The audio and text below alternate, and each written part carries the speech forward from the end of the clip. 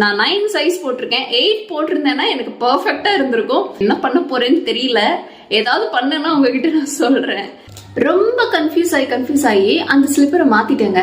என்னதான் அழகா இருந்தாலும் குவாலிட்டியா இருந்தாலும் அது நமக்கு செட் ஆனதானே வச்சுக்க முடியும். என்ன நான் சொல்றது, அதனால அதை எக்ஸ்சேஞ்ச் பண்ணி வேற வாங்கிட்டேன். இது எப்படி இருக்குன்னு பார்க்கலாம். இதுதான் அந்த ஸ்லிப்பர்ஸ். நல்லா ஃபர்ல பண்ணிருக்காங்க. இந்த கோல்டு கிளைமேட்க்கு செம்ம வார்மா இருக்கும். நல்லா புசு புசுன்னு இருக்கு. சின்ன பசங்களுக்குலாம் இதை பார்த்தா ரொம்ப பிடிக்கும்.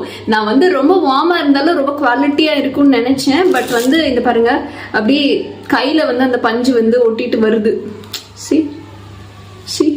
தெரியுதா உங்களுக்கு? இந்த மாதிரி வருது. ஸோ இது அப்பனா நம்ம போட்டாலும் நம்ம காலெல்லாம் ஒட்டிக்கும், வீட்டில் இந்த ஃபர் உதிரும். ஸோ எப்படி இருக்கும்னு தெரியல. ஆனால் இதோட சைஸ் கரெக்டாக இருக்கான்னு நம்ம பார்த்துக்கலாம். ஒரு நிமிஷம். சைஸ் எல்லாம் பர்ஃபெக்ட் ஃபிட்டிங்ல இருக்கு, சூப்பரா இருக்கு. ஆனா போட்டிருக்கும் போதும் நல்லா இதமா தான் இருக்கு, நல்ல குவாலிட்டியா இருக்கு, எல்லாமே சூப்பரா இருக்குன்னு நம்ம போட்டோம்னா அது சைஸ் கரெக்டா இல்ல.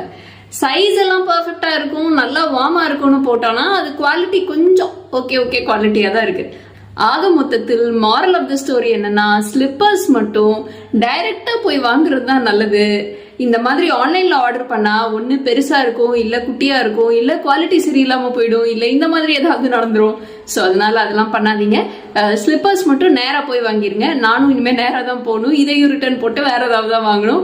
வேற ஏதாவது வாங்கினேன்னா அது என்னன்னு நான் உங்களுக்கு காமிக்கிறேன். டாடா, பை.